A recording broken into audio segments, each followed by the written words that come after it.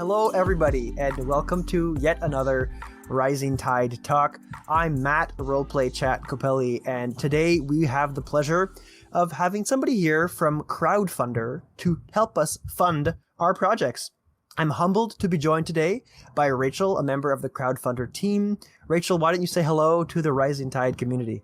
Hello, Rising Tide community. My name is Rachel Barrach, and I'm super happy to be here. My title at Crowdfundr is Head of Creator Outreach, and that's what I do all day is talk to people from a variety of creative genres about how to help use crowdfunding to advance their projects, get things created and distributed, and spread the word about their work. So I'm happy to be here. Matt, thanks so much for having me. Hey, my pleasure, and definitely, the thanks go out to Jess and Donil and everybody else on the Rising Tide team who made this happen. So yeah, we're here, and Rachel, I'm super excited to talk to you about crowdfunding projects. I think I'm definitely making an assumption here, but I'm pretty sure everybody in this community at one point or another has been like, oh, I've got a really good idea. I think I should run a crowdfunder. If they haven't already done some kind of crowdfunding for a project that they've dreamt up or that they've cooked up. So I think tonight's going to be a really interesting conversation. To help categorize our thoughts, I've split the conversation into three parts like I usually do. So the first part is just going to be kind of Crowdfundr 101. Let's get to know what Crowdfundr is. After that, we're going to give some advice about how people can start a crowdfunding project. And then last but not least, I hope for us to talk a little bit about tools and resources that people can use to get their crowdfunding projects up and running. And for those of you listening here live tonight on the Rising Tide Discord server, please share your questions if you have any that, if I don't get to it or you want to ask a very specific question, please ask those in the RT Discussions text chat. So there's kind of two chats going on. There's a chat here for the talk where you could just like hype us up and say cool things about us because I always like people to blow hot air my direction. And then if you have questions specific for Rachel about crowdfunding or Crowdfundr, you can ask those in the RT Discussions text chat, and I'll get to those kind of in the last 10-15 minutes of today's conversation. So yeah, maybe I'll lob you a soft one first, Rachel. All right, get me warmed up. Yeah. Why don't you talk to us about what Crowdfundr is? Sure. Yeah, that's a great place to start. Crowdfundr is a crowdfunding platform, as you might have guessed from the name. But let me tell you just a little bit about kind of the background of our company. Our company is called Connection Point, and we've built what we call a collaborative commerce platform. And that platform does fundraising in a huge variety, a large number of different ways. And our flagship brand is actually called Fundraiser.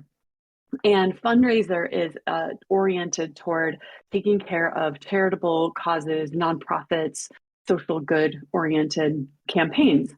And what happened is a few creators started getting fed up with some other platforms out in the world, and they were looking for something different. They came and ran some campaigns on Fundraiser, and they loved it, and it worked great. And we were like, ooh, cool. This is a whole new group of people using our platform. What's going on here? And so we reached out and talked to them, and they said, hey, we love your platform, but it's not very creator friendly. It's, real nonprofity, and that's not cool. So if you could have something that was a little bit more friendly to our language and our crowd, our audience, we would love that. So 2 months later, we launched Crowdfundr, and it's just a different, environment on the core platform. We've been around since 2009. We've helped orgs and individuals, creators raise more than $300 million across more than 200,000 campaigns in over 100 countries. So the platform's robust and stable, very full featured, very easy to use. We've built it with the intention that it would be self-service and a soft landing for people who are courageously endeavoring the crowdfunding journey. And yeah, but on top of that, we also do provide some implementation and strategy services. If you're interested in that, we have those too. But it's a pretty straightforward and self-service platform. And we're having a lot of fun serving the creator communities with Crowdfundr specifically. Awesome. Yeah, no, it's definitely a really neat platform that you have, Rachel. And if you don't mind, I wouldn't mind asking you, you dipped into it a little bit, but what makes Crowdfundr different from the other crowdfunding platforms? There's a handful of them out there. Why would somebody consider Crowdfundr over one of those, out of curiosity? Sure. And just for the sake of posterity, I'm obviously tremendously biased. Of course. So take that into account. I'm a huge advocate, not just because I work for the company, but we're also investors in this. This is a small company based in Vancouver, BC, and I really care about what we're doing. And we're a B Corp. We have a really robust code of ethics because we are really truly attempting to use our power for good. What's different from us, about us from other platforms? I like to talk about in my conversations with people. I have a lot of one-on-one conversations with people who are exploring Crowdfundr, looking at what it might cost to switch from another platform. And I talk about how there are four reasons, four buckets in terms of why you would use Crowdfundr, differentiating features that might be interesting to you. And there's really one reason, that's kind of a big one, but one reason why you wouldn't. So I'll start by saying Crowdfundr isn't for everybody. If you wanted to use Crowdfundr, you would find a few features I think you would enjoy. Number one is that you have unrestricted access to the funds that you raise on Crowdfundr. This is unlike other platforms where we serve as a software platform, a facilitator between you, the game creator, the campaign owner, and your contributor. So you plug in your payment processing information to the back end of the software, and the funds flow through directly to you. We don't hold them. We don't gatekeep in any way, shape, or form. You're never surprised at the end of a campaign by what got transferred into your bank account because it was always there. You've got complete control over it. That's one piece that's different. The other piece is that you have unrestricted access to the data that you collect. We do not gatekeep any part of the experience with respect to when you upload a list of contacts into the Crowdfundr platform that you want to email to notify with either an announcement that your campaign is launched or an update on the campaign. As people come in and subscribe to or donate to your campaign, all of that information is completely 100% yours. You can download it and export it, take it with you at any time. And so you have complete control over how you communicate, what you communicate. The way I like to talk about it is these contributors are your customers. They're not the platform's customers. They're not our customers. I don't talk to them. They're only yours. The third one is that there's a huge amount of flexibility in the platform. We do rewards quite a bit differently. There's a lot more flexibility in the way that rewards are set up, in how you collect for shipping costs and manage those pieces. Our platform allows for full brandability, full white labeling. So it doesn't look like us. It doesn't look like Kickstarter. It looks like you. It looks like your brand. Whatever you want to attach to your campaign. You can change the logo, the navigation, the colors, and the fonts. We allow for both all or nothing as well as keep it all campaigns. You can roll your campaign over into a social storefront. So it doesn't just have to be a traditional crowdfunding campaign. You can run it as an evergreen style storefront as well. So there are lots of different, that's just a smattering of the kind of different functions and features that we have that set us apart from other platforms. The last one, the fourth one that I think is the most popular, is the cost savings piece. So we're the most affordable. I like to say, I haven't actually validated this, so I'm going to trademark it, but with no data to verify. We're the most affordable way to raise money on the internet. I say that because we have our pricing plans. We lead with our free pricing plan. And the free pricing plan is, so hard to sell. It doesn't cost you anything. What we do is we ask for a tip on the end of the transaction from your contributor. And if they tip us, we get paid. And if they don't, we don't. But we've been doing this since 2009. We feel confident that it'll work. We know from our data, 7 out of 10 people will give us a tip, and it covers our costs to continue maintaining and building out the software. We also have a fee recovery model where we ask the contributor, instead of just giving us a tip, we ask them to cover the fees for the cause. And we ask them to, so what we do is we top up their donation by typically around 8.5%. And we do that so that we get 5%, a flat 5% fee, but it also covers off on your credit card transaction fees. And so it's a full fee recovery model. More than 90% of people will pay that little top up, meaning on Crowdfundr, our current cost of fundraising, so the amount of money you won't get out of the amount that you've raised is around 1.5%. I understand from other platforms that those numbers can be 8, 10, as high as 12% will get shaved off the top of your donation volume. And that's just not true. So that's that's a big draw. I'm working right now with a campaign that's they're going to launch next week. They're trying to raise $3.7 million. Their cost savings, just switching over to Crowdfundr, would be, from their last campaign, would have been around $500,000. It saved $500,000. So those are unique campaigns when they're that large. Most of us aren't raising that kind of scratch. But just understand that even if you're saving $75 or $750, that is real money that can help go toward some other things in your campaign that would help you. Like, I don't know, paying yourself, which is a novel idea that lots of creators in this space don't often do, or upgrading some piece of the printing and fulfillment journey, etc. I want to come back and not talk too long. There's one big reason not to use Crowdfundr, and that's because we're not a marketplace. We don't bring a crowd. So when you're talking about Kickstarter, for example, they really lead with the fact that if you become a project we love, if they decide to, grace you with their promotion, you're going to get a lot more visibility than you could go get on your own. And we don't have that kind of power in play. We focus on serving your needs as a creator and not on building up a consumer audience of people to come and view your projects. We can, we'll do everything we can. We have lots of marketing and strategy experience to help you with that process, but we don't bring the crowd. And it's just because we function on a fundamentally different business model. On Kickstarter, for example, the backers that come into Kickstarter are Kickstarter's customers.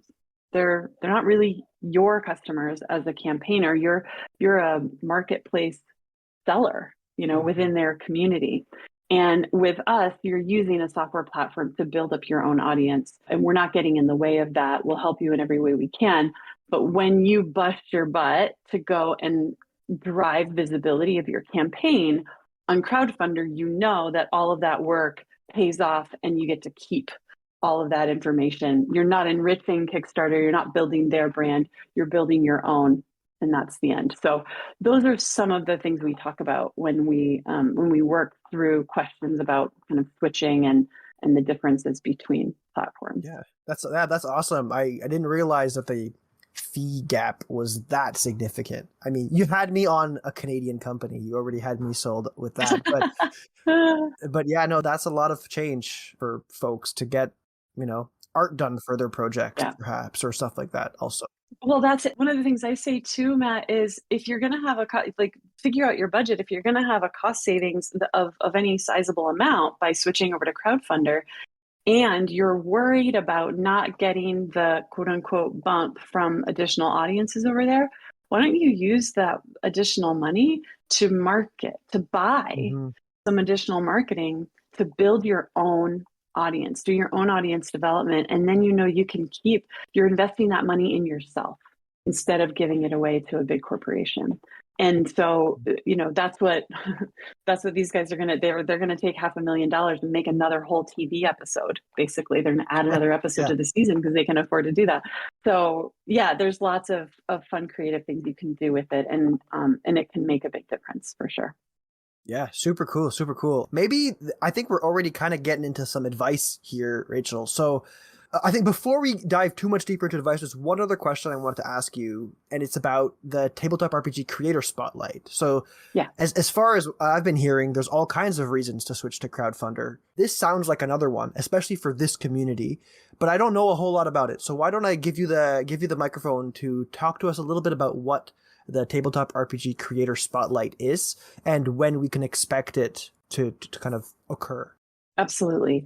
We run spotlights throughout the year to highlight different genres of creators. We do, different comics ones. We did a one focused on kids and young adult creators. This one coming up in February of 2024 in conjunction with Zine Month, we call Tabletop Nonstop. And it's our second annual Tabletop Nonstop Spotlight event. And the spotlight itself will run from February 1st to the 29th. It is a leap year next year. Woo! Extra day. Perfect. Yeah. Extra day to make your funding goal. We will actually also be supporting it with a pre-launch window. So people that are ready to talk about their campaigns, send traffic to their pages in order to acquire subscribers, but aren't ready to launch just yet. We're going to be doing some pre-launch promotions starting the middle of January. So we are just getting into the mode right now of recruiting folks who want to participate as campaigners during this spotlight. And basically what that means is you build and launch a campaign for your game. And it's in conjunction with Zine Month, but I like to say we support tabletop. This is from zines to figurines and everything in between is what I say to everybody. Any kind of tabletop game or paraphernalia is welcome. And in fact, we've had even just like tabletop blogs and news outlets that have wanted to raise funds to help support their coverage have come on board and raised money before. So it's pretty broad strokes there. But all it means is that you're going to be joining a group of similar category, and that's going to help us all to raise awareness across all of our social channels, across all of our email lists, to raise awareness and increase visibility for these campaigns that are running during that period of time. As a participant in the spotlight, you're going to get extra support and strategic guidance from us. So you can have a one-on-one with me. You can attend our Ask Me Anything live support events. We do those twice a week, every week with our campaign success team. We're going to, provide you with access. It's publicly available, but we'll send you directly specific pieces within our Creator Hub that offer additional strategic guidance. Our Creator Hub is a clearinghouse of resources that we've developed to try and help folks who are out there figuring out how to do crowdfunding. We've got information on how to create your campaign. We've created modules with sort of step-by-step instructions. We've got recorded webinars on a whole variety of topics, from basic promotion to TikTok marketing to stretch goals and how to set your funding goal, all kinds of things like that. Awesome. So all of that additional support then comes alongside with what we do to try to boost visibility of all of the campaigns that are running during that time. So we work on social channels. We have budget that we use to entice various press outlets to create coverage, whether that's just announcements about the campaigns, reviews, actual plays, anything we can get so that we can create some additional visibility for each of these games. That's a part of what we'll do for the event. And we have a couple of events that we host leading up to February for both educational purposes, but also just to build momentum. Mm-hmm. So we'll have our own podcast coming out in November with a couple of episodes with a lot of guidance on how to crowdfund from a panel of experienced game creators and crowdfunders. We're working right now on a webinar in early January to talk about kind of the retail aspect. So we were having this great conversation with a retailer who was saying, yeah, a lot of game creators don't really think about what their game looks like on the shelf. So when I go to buy a game to put it in the store, there are certain things that really help me make sure I can sell it. And so what are those features and things that we don't necessarily think about if we're just designing the game mechanics and the creative. And so we've got lots of additional resources coming through to help provide as much strategy and success support as possible. And do those webinars and those panels and whatnot, I I imagine some of it you have to have a project going to get access to, but it also sounds like some of those resources are available to creators before they launch. How much of those resources are available to people before they decide to actually go live, on their project? All of the content is available freely.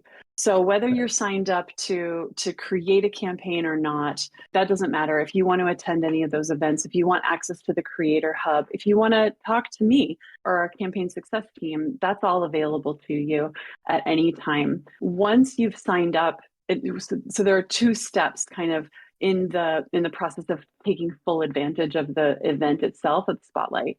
One is signing up to register your interest.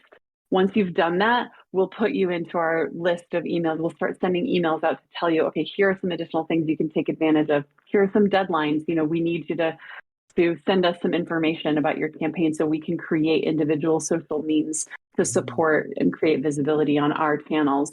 Here's a kickoff mixer where you're going to get to meet in person our VP of client success and ask some questions. There'll be some additional pieces like that. And you have to have launched the campaign, obviously, to get promotion, but we'll walk you through that whole journey. But all that other content, all the educational stuff, we give freely. And if it helps you run a better Kickstarter, more power to you.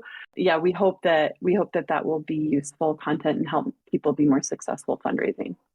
Awesome. Really cool. Really cool stuff. All right. Well, now that I think we've covered some of that background and you've covered all kinds of neat tools and reasons for people to jump off of Kickstarter and do a crowdfunder instead, why don't we shift gears a little bit and talk a little bit about advice for people looking to maybe do their first crowdfunding project, some advice for getting started.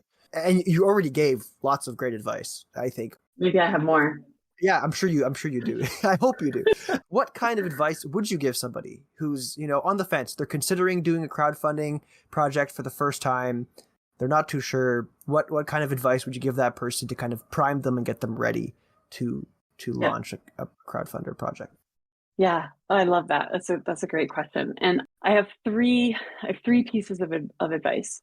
Number one is to get educated. Obviously, I've talked about our Creator Hub, and there's lots of resources there, but you could throw a match and make a bonfire out of the content on Google that's related to how to be better at crowdfunding. And there are quite a few consultants who would love to be paid to give you all of that information, but there's also tons of free stuff on the internet. Obviously, Creator Hub is just one of those places. But the first thing I would say is, like you would before you start any new hobby, before you go skiing, you probably read up a little bit on how to ski, right? And so before you crowdfund, read up a little bit on how to crowdfund. And there's lots and lots of resources on the internet to do that. So that's the number one thing. The second thing I would say is to consider getting help. Like I said, there are lots of people. If you have extra cash and you want to pay a consultant to assist you, I can recommend a bunch. There are some phenomenal people out there who that's what they do for a living, is help folks run successful crowdfunder campaigns. There are also a huge number of people that come to me and say, hey, I love to mentor. I've been doing this. I've learned a lot of lessons.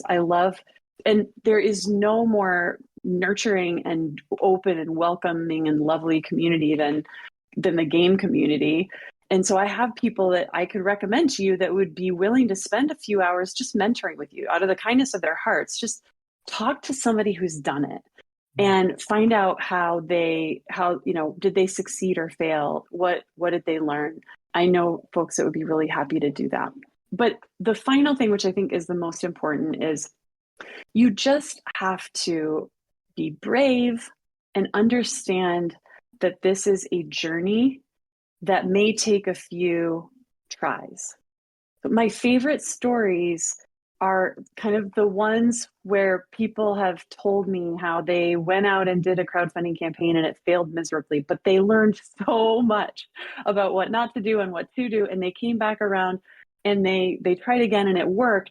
And one of the reasons it worked is because they didn't think about crowdfunding as an opportunity to just go beg for money. This isn't a request for handouts.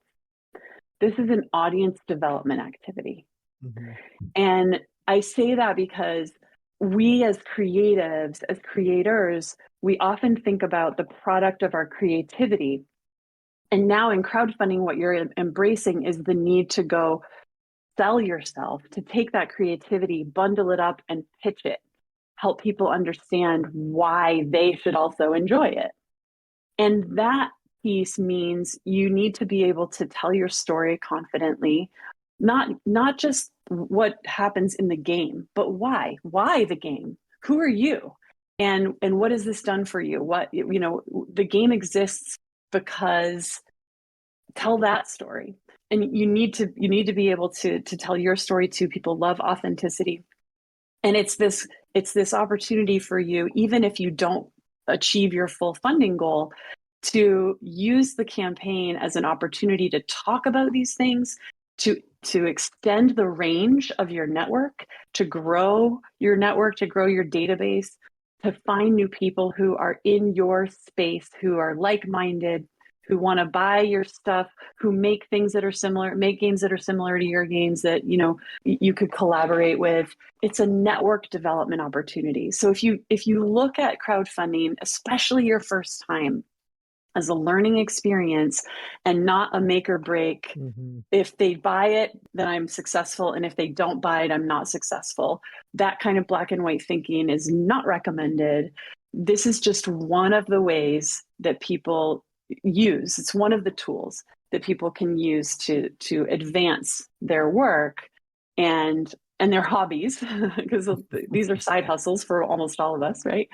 Yeah, so give it a chance and give it an opportunity to be a learning experience and a chance to build your database instead of a pass-fail grade, if you will. Yeah, I like that a lot, and it echoes a lot of things that I think have been said by other guests who've either been here to talk about their specific projects, or it reminds me a lot of the talk we had with Abyssal Brews, Matt from Abyssal Brews. He makes weapons and shields and armor and stuff. Mm-hmm. But anyway, he basically, the whole point of that talk was just fail. As often as possible. Yeah. Yeah, exactly. And you will. Yeah, it's bound to happen. I think it's important to know that in crowdfunding, you will. So embrace it and learn from it, and don't be deterred. Yeah, absolutely. But maybe before we take that leap of faith, I'm sure there are things that we should get ready beforehand.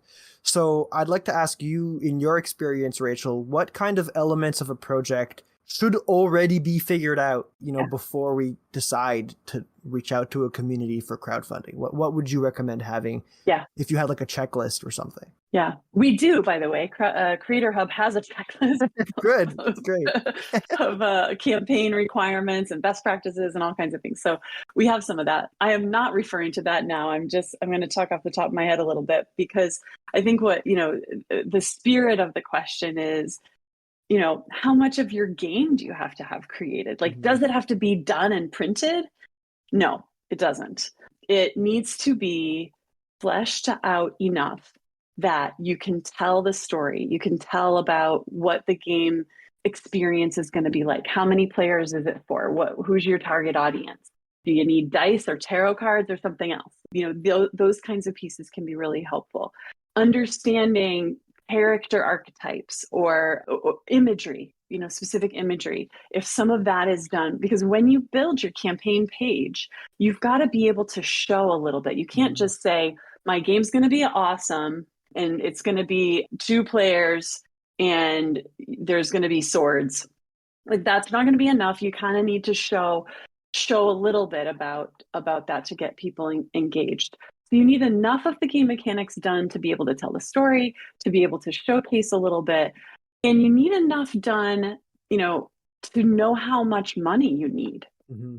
So that doesn't mean that you need to know exactly how many you're going to print. It doesn't mean that you need to have signed a contract with a printing and distribution partner, but it does mean you need to have done a little bit of research into what your price breaks might be for what you're planning to create, what kind of like specialty mechanisms might be required in the printing and fulfillment process, so that you can get at least an estimate and build that into the plan, so you make sure you're collecting enough in terms of both the price points on rewards as well as on shipping. right, to cover off on any of those expenses. So just just enough is kind of the short answer. When it comes to the campaign page itself, you're going to have a few decisions to make. So have some of those thought through, like, and this is literally what I spend my days doing with people, helping you decide, do I want to do an all or nothing campaign or a keep it all campaign? Do I want to set my goal at X or at Y? Do I want to ship to the United States only or North America only, or do I want to ship worldwide? And if so, what does that mean in terms of shipping costs and fulfillment requirements? So some of those pieces can be sort of handled as you go, but you've just got to have enough in terms of the story and the imagery to flesh out your campaign page and pitch it so that people understand and can feel emotionally drawn to, compelled to buy and participate. Cool. Yeah, I think that makes a whole lot of sense. On the other end of the spectrum, as far as like not necessarily your project, but as your community goes, do you feel like there's a certain level of support that people should garner before having the crowdfunding campaign kind of kick off? Or is that something that you should have at least 100 people or 1,000 people? Or I've seen these numbers of like, yeah. Granted, I only know it for Kickstarter, but a lot of the time folks will say, don't launch your Kickstarter until you have 500 people following the project first, or whatever it is. I'm inventing a number, but yeah. How do you feel about that? What's your temperature check on having support already garnered? That's such a great question, because, lots of people ask me, like, I'm just small, do I have enough people to support me? Does it make sense? Obviously, more is better. I think that kind of goes without saying.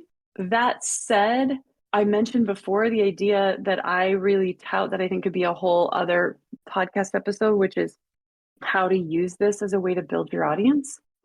So don't be deterred if you have a small audience, just start there. And the number of people in your network, the number that you can count as fans and followers on your socials or whatever, that's only one metric. And you have to remember that those people know people, and that the people that they know also know people. So what we talk a lot about, and there's great content out there, Storytelling Collective has some phenomenal content around this too, where it's just marketing strategy, right? So we'll talk with you about how do you take your small audience and use this campaign to help grow it. Well, you do things like you find influencers in your crowd and you ask them to play a bigger role as sort of launch partners with you. You incentivize your early subscribers, your early donors to your campaign with early bird rewards and extra, incentives. You consistently update, you create content around your game that people can share out to again, over time, expand awareness of who you are and what you're doing with your game. So I don't believe that there is a too small audience. I do believe that if you have a small audience, you should probably assume you need to start with a small funding goal, and you need to grow that audience really intentionally over time if you have aspirations for larger funding goals in the future. That's wonderful advice. I'm looking at the clock, and I want to make sure we have time to get to tools and questions from the audience. But I have one last question with regards to advice for you, Rachel, and hopefully we can hammer it out real quick and go on to the tool section. But like we talked about before, what about when it's live? Like when your crowdfunding project is live, what kind of things would you encourage creators to do to help ensure the success of their crowdfunding goals and the delivery of their project? Great question. And I will handle it very succinctly, because I'll say there are many, many, many things you could do. So I'll just talk about a couple. Yeah. Number one is actually do engage in pre-launch activities. So before you launch, before the page accepts any money, do send people to the page to sign up. On Crowdfundr, there's a box at the top that says this campaign's not ready to accept donations, but click here to subscribe so you can be notified of launch. Build that list. Use however many weeks days you have available to you in your busy schedules to increase the number of people that are going to get pinged when you say the campaign is launched. So leverage pre-launch, number one. Number two, use contributor and subscriber updates throughout the course of your campaign. So once you're live, data show that if you do at least for shorter campaigns, 30 to 60 day campaigns, you need a minimum of 3 updates to your contributors and subscribers to your campaign. At 3, you have a 33% more likelihood of achieving your funding goal. And it continues to kind of go up over there. Oh, I think, 1 a day is too much, but definitely be frequent and authentic and interesting with your campaign updates. Finally, use the psychologies of scarcity and urgency. So this is basic fundraising stuff. In my history as a fundraiser for nonprofits, we talk a lot about you have to give now. Well, in a crowdfunding campaign, that's true because you have a limited amount of time during which you're raising funds. And so you definitely want to use that idea of urgency. For example, the campaign just launched, quick, be one of the first contributors because they're going to get an early bird reward. The campaign is going to end in 2 days. Quick, you're going to lose your chance to get your hands on this exclusive whatnot. So so urgency is your friend, and then scarcity is your friend. I tell people, make up a number. We only have 100 of these to sell. You can have 500, it's fine, change the number later. But start with, we only have 100, and use the Crowdfundr tool that shows how many are left to create a sense of scarcity around like, oh no, if I don't act now, I'm going to miss out. This actually happened to me personally with this beautiful deck of tarot cards that I came too late and I didn't get to buy them, and I'm very upset. So it really does help with tipping someone over if they were like, yeah, this is cool, but I don't know. And then you're like, but if you don't act now, you're not going to get one. They might move now. Those are a couple of the guidances I offer. Fantastic advice. Yeah. And so now I guess you just fund every tarot card project you see just to make sure you don't miss it. Or I certainly am checking them out. I have the privilege of running through all of the new Crowdfundr campaigns every day. So now I'm not going to get lost again. Awesome. Yeah, wonderful advice, Rachel. I want to talk about tools a little bit, but you've been talking about tools, I think, throughout the whole conversation. So, don't feel like you need to repeat yourself, or if there are certain things you want to stress as particularly important, now might be a good time to do that. Okay. But I guess I have some questions for you regarding tools, and maybe the people in the audience too, if you want to get some specific questions. I'm kind of gauging how much time I have left, the amount of questions I see in that text chat. So if nobody has any more, we'll have more time for questions that I've prepared. But if people have questions, put them in now so that I can kind of balance things out. But yeah, so Rachel, I guess the first one would be, you've got the checklist, you've got the community creator hub. Are there other resources that you can think of for people looking to kind of start their journey? Are there maybe critical paths or templates that they can use for their landing page or things like that, things that they can use as inspiration for their crowdfunding project? Yeah, that's a great question.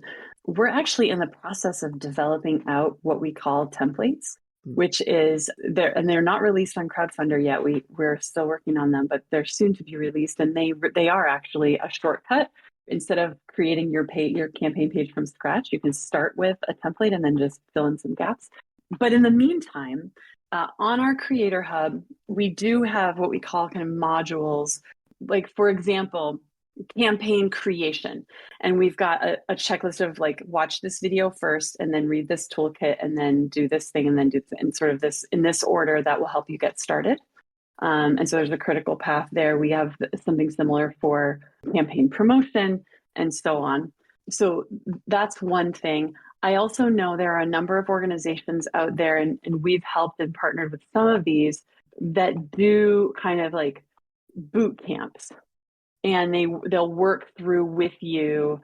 We just did this for a comics group, Kids Comics Unite. They did a 6-week boot camp to help people walk through, and everybody that joined built their campaigns all together, helped critique each other's campaigns, learned best practices, and went through the journey all together. So there are resources like that out there as well. And like I said, if you're new and you like get help, those are the kinds of things that I'm talking about. You talked a little bit about making sure you have a budget prepared, Rachel. Are there tools that you can think of for planning that kind of stuff out? Because I know, I mean, for me, I would have no idea where to start other than like a spreadsheet. But like Yeah. finding places to give you quotes on fulfillment or shipping or printing or whatever. Where would you go for that? Yeah, so first we have a one presentation in the Creator Hub that specifically talks about how to set a funding goal Mm. and kind of helps you with all the steps and backing into the math. What are all the considerations that you need? What's the right percentage padding to put onto I know that I need 10,000. I know that I need 1,000. Whatever the number is there, a good amount of padding I should just always bake in? All of those kinds of things. When it comes to the specifics related to your project, I would suggest you maybe talk to me or someone else on the Crowdfundr team personally to help guide, because who you talk to for printing, fulfillment, distribution, that depends on what you're making. And to be honest with you, on the fulfillment side, that's probably my weakest area, but we have a number of great partners that can help with that. And so we can talk that through, and maybe I can give you contact information for folks you can reach out to get a quote, right? But yes, you want to sit down and kind of go through the process of figuring out what are all the categories of expenses I'm going to have in the project, and then estimate those. And if you know the cost, fill that in. If you don't, you got to go get it. And I would Mhm. suggest getting multiple quotes from folks. And we basically will take you through kind of how to build out that formula to arrive at a goal amount that makes sense for your campaign. Awesome. Cool, cool, cool. I want to get to the community questions, but real quick, are there other tools that you can think of that maybe we didn't get a chance to talk about today that you would recommend for people looking to crowdfund something? The main thing I would say is we have our own Discord server, and on that, the Crowdfundr Discord, you have direct access to chat with the customer support team, as well as our marketing people and all of the other creators in the community. Awesome. So Rising Tide, Storytelling Collective, Drive Through RPG, like there are lots of great, locales for resources. They're all around you. Many of you, because you're here, you're already connected to some of them. But if you really want a one-on-one with somebody to talk about it, we have twice a week Ask Me Anything live drop-in chats with our success team. And when you fill out an interest form on Crowdfundr, it comes directly to me, and I'll reach out. We can make a meeting. So those are great ways to get individualized help. Sweet. Thank you. That's wonderful. And for those of you here live tonight, Domil has been posting in the chat all the links to things, so that to the Creator Hub, to the best practices checklist, and to the Discord server Awesome. that Rachel just mentioned. So definitely go bookmark that stuff and join all those things. All right, let's jump real quick into the RT discussions questions that we have there. So I'll go through the questions that are there. We have 4 questions, so I think we probably have enough time to get through them. The first question here is from Liwanika of Tabletop Journeys, and Liwanika asks, Rachel, you mentioned that there are services available to help organizations that look to crowdfund their projects. Can you remind us what those services are? Because I feel like you mentioned them in answering some of the questions throughout our conversation tonight. Yeah, and that can cause some confusion, because the platform is designed to be really self-service if possible. So you don't necessarily have to have any help from us. And like I said, a lot of content is freely available. However, yes, we do offer implementation and strategy services. If you're interested in those, you contact me and we will basically create a custom quote for you. But those can include building out your campaign page, helping you with marketing strategy, giving you training on the platform, or other team members that you might have that you're working with that you want to have access to the platform and to do things properly. All of that and more. So like I mentioned our pricing plans before, those additional services do have cost associated with them. They're all very small and one time. But yes, we 100% have additional support we can offer if you're interested. So just reach out and let me know and we'll Awesome. hook you up. Yeah, that's great. That's great. The next question that we have here is from Adam, and it's about the Tabletop Spotlight month. Adam asks, is there something you're looking for specifically in terms of projects that you support or choose to spotlight in the Tabletop Spotlight month? Yeah, so it has to be tabletop oriented. That's pretty much the only criteria. We do not vet or validate or gatekeep. We do not, there's no prior approval required from us in order for you to launch your campaign. You can come on and launch at any time. The only thing you have to do to be part of the spotlight is sign up in the spotlight, fill out our little pre-launch survey so that we know who you are and where your campaign page is so that we can tag it properly and make sure that you've got the promotion that we've promised will come along with it. So no, we do have a code of ethics. There's nothing, we do not allow hate. We do not allow anything illegal, but we're very, very open.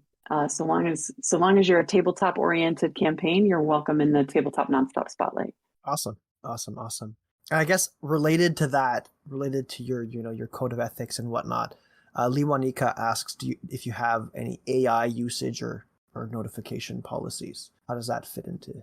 That's a great question. AI is so tricky. So I will tell you this, we do not support in any way, shape, or form blockchain, Bitcoin, NFTs. That is not supported on our platform in any way. When it comes to AI, that's a really challenging situation. Our stance on AI is that IP is of the utmost importance. And if IP is in any way being impinged, meaning someone's training AI on unlicensed intellectual property, we are absolutely 100% against it, period, full stop. How do we know if something's been produced by AI or not? That is extremely difficult to enforce. We do our best. We rely on our community to help us identify if there's anything that's in a gray area that needs to be reviewed. Anything that's fraudulent or that we know has infringed on IP, we will remove in the blink of an eye. So yeah, that it's a tough one. We're going to continue to navigate it. There are some ways in which we actually want to use AI for good within the platform. For example, to help people who've not crowdfunded before to amp up and make their story more compelling. Can we use AI to help them punch up their writing for just for their campaign page? Maybe we're not yet, but so I wouldn't say we're anti-AI. We are anti-AI when it's trained on something that infringes on IP or that in any way, shape, or form breaks one of our other ethical stances. Yeah. No, yeah, it's definitely a tricky place to navigate. Absolutely. Mm-hmm. Mm-hmm. Speaking of campaigns and features and things like that, Liwanika asks another question about campaign features, making an assumption here, just looking for validation about whether or not you have things like backing tiers, add-ons, stretch goals, etc., things like that. Yeah, sure. Are those things available in the Crowdfundr campaign? Yeah, they're absolutely available. They're just they're managed a bit differently than you might be accustomed to in Kickstarter. And so for those specific things, and understanding that we're coming up on time, I would love to give you a demo, like a physical demo of the product and how we manage those things. Firstly, just very quickly, for add-ons, for example, you don't have to create a reward in the Crowdfundr platform. Doesn't have to be a tier. It can be an individual item, because in the checkout flow, a contributor is going to kind of walk through a page where they get to add on for themselves any additional items in your rewards list that they want. Meaning every contributor can create their own tier, give the exact amount of money that they want, and collect the rewards that they want. You don't have to bundle them into bundles, into packages. Following the transaction, once they've made their selection on Crowdfundr, if you do want to come back with an add-on opportunity, we do suggest you work with a pledge management system. We have several that we partner with. We also have an API that we use to integrate with custom pledge management solutions that people want to use. But folks have been finding that they need that add-on piece less because of the way the checkout flow works on Crowdfundr. And yes, you can make as many rewards as you want. You can make them tiers if you want. You can make them individual items if you want. And I see another one here that's related to sharing. Mm-hmm. And we have built in a lot of sharing tools into the page. And we also allow you to, for instance, add your own Google Analytics tag so that you can measure the traffic. You can see where it's coming from. If you have AdWords or Metapixel tags, you can add those so that any of the work that you're doing on your social channels, you can track in your analytics how those things are affecting your campaign page. We do provide some analytics, but you'll get a more robust view if you sort of leverage the tools that you're already using to deepen your perspective on all of that. Awesome. Yeah. Well, thank you, Rachel. This has been a fantastic conversation. It's been super insightful for me, and I hope it's been super insightful for everybody who's been here live listening and for everybody in the future who's going to be listening to us in podcast form. Before we say our goodbyes, I wanted to give you the opportunity to, let everybody know where they can come find you on social media or join the Crowdfundr community. And while you say your goodbye, I'd also give you the opportunity to talk about anything, any parting words as it pertains to Crowdfundr and crowdfunding projects. Okay, yeah. Well, I would be happy to. I'd be happy to even share my email address with folks. I can message it into this discussion for people who want to reach out to me and talk more about the Crowdfundr platform. So I'll do that as soon as I'm done speaking. But yeah, last words. It's a lot of fun to be on Crowdfundr, to explore the tools and to think about crowdfunding maybe in a different way than you have in the past. And we're here for it. So yeah, so come and talk to us anytime. Yeah. And definitely folks, go find the Creator Hub for Crowdfundr. Go sign up and consider Crowdfundr for your future goals and future projects. It sounds to me like it's a wonderful place for folks like us. And while you're doing that, please also come and follow the Tabletop RPG Rising Tide on whatever social media platforms you're using. We're at TTRPG Rising Tide, all one word, on X, Tumblr, Facebook, and Mastodon. We'd also appreciate it if you spread the word of our fantastic community to your other creative friends, whether they be map makers, actual play actors, campaign writers, illustrators, you name it. We want them here in the TTRPG Rising Tide. I'm Matt, at roll_play_chat on all socials, and this has been another Rising Tide Talk. Join us live in our Discord community for our next event, taking place November 8th at 6 p.m. Eastern Daylight Time, or Standard Time. I forget which one we're in right now, but 6 p.m. Eastern Time, where Laila Fujiwara will be joining us to talk about TTRPG project management for new content creators. Thanks again, Rachel.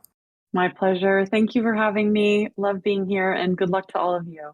Thank you. And remember, folks, a rising tide lifts all boats.